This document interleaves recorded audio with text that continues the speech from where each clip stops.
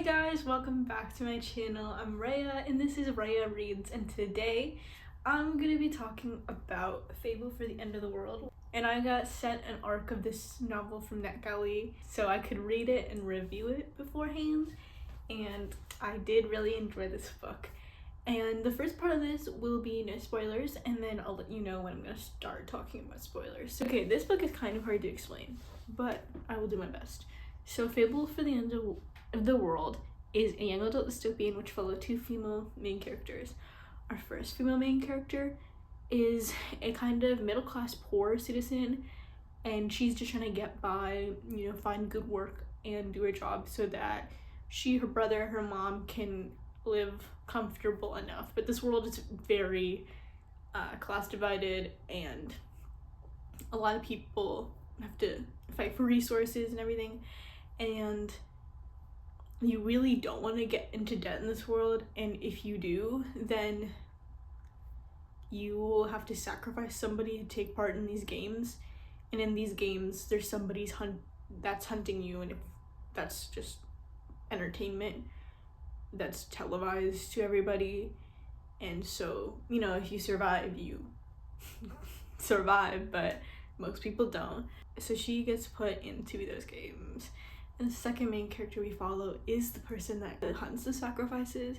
Her name is Mel, and she grew up in a system where she's just been trained to do this. She doesn't do this by choice, but just the system. What I really appreciate about this book is this was basically Ava Reed's love letter to the Hunger Games, and I love the kind of homage to the Hunger Games, but unlike 2010's books in the past that have been homages to the Hunger Games, that this one actually had some kind of political stuff going on. And so, like I mentioned, you really don't want to get into debt because everything's owned by corporations and there's a lot of greed and just kind of pitting people against each other. You can really draw comparisons to these hunter and hunting situation to people in the Hunger Games, where it's like they're, when you're reading the Hunger Games, you're rooting for Katniss, and so everybody else is the bad guy, but if you think about it, you're like, oh, these are all kids that have been forced to be here, so like none of this is good.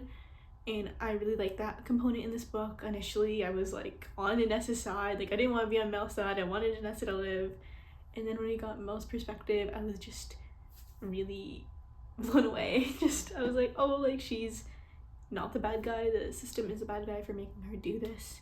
I also just love the kind of critique and conversation about kind of streaming your life in reality TV and just exposing yourself to the world that way in order to make money. And this hunter situation is I think it's called like the games or something. It's an entertainment and it's part of reality, and people watch it for different reasons.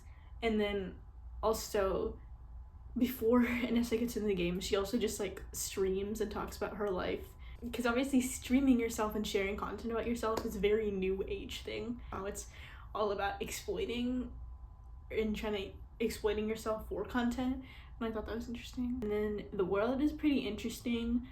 It's not totally developed, it's kind of generic, but it definitely seems realistic. I'm pretty sure Inessa's town is like flooded or something, so there's climate disasters going on, and then the kind of stuff they hunt is real animals, because real animals are rare because there's so many like biological hybrids of animals in the forest, and that kind of gave a techie aspect. I like the romance, I like the characters, and I think you would like this if you like the Hunger Games. Like, I just love this book because it feels like 2010's YA dystopia is back. And even from like the first chapter where we're in Inessa's perspective and she's like talking about hunting, I'm like, oh my god, close enough, welcome back, Katniss Everdeen. And I just like to say that this plot is so engaging. I was really feeling for both of our main characters, and their situations were both terrible, and I just wanted the best for them, but they were pitted against each other. I'll also say I think that the writing is beautiful. Like I said, like the vibes, the aesthetics are so good, and I do like Ava Reed's writing. And so I think that's all I have for non-spoilers. Like I said, you should definitely check out this book. It's my favorite Ava Reed book, and I believe that there are more books coming out because this kind of ended on a cliffhanger. I listened to Ava Reed's playlist of the book while I was reading this, and I will say I'm Your Man by Mitski is the song for this book. So if you like that song, I think you're gonna like this book. So we're going into spoilers now. I thought that the romance was a bit rushed. And I didn't really mind because, I don't know, it's like adrenaline. They're in a life or death situation, like why not? I honestly don't really care that the romance is rushed because I feel like their connection was good.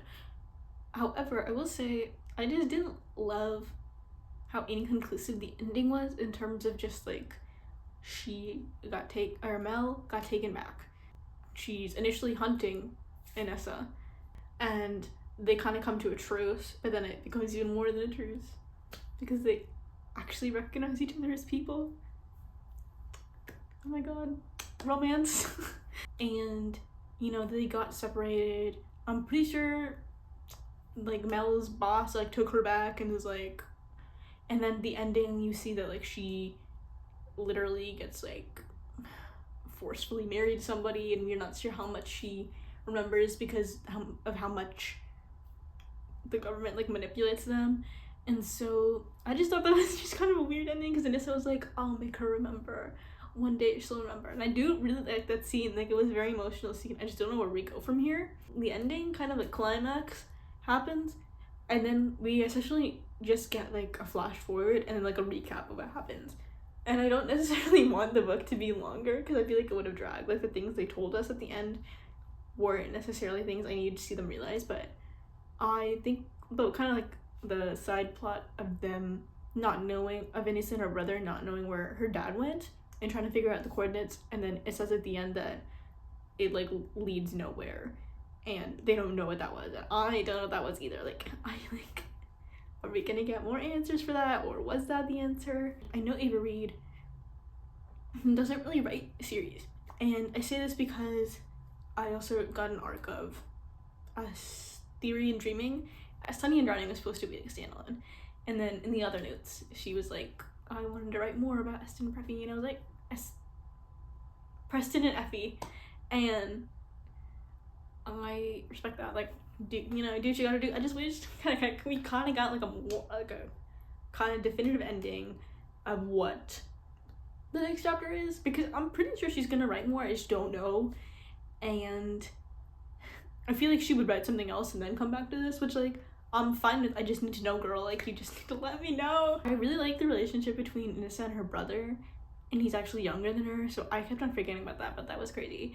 And Anissa's whole like home situation with her mom is crazy, but it's also just like, it reminded me it was so 2010s. Like, I don't know, Anissa definitely felt like a main character with kind of everybody hating on her and her resilience, and just I love the relationship between Anissa and her brother just being there for her. Okay, that's it for my review today, guys. Please let me know if you've read this book and what your thoughts are, and we'll see you next time. Thank you so much for watching the video. If you want to support me, you can like this video, subscribe to the channel, and follow me on Instagram, and I'll see you next time.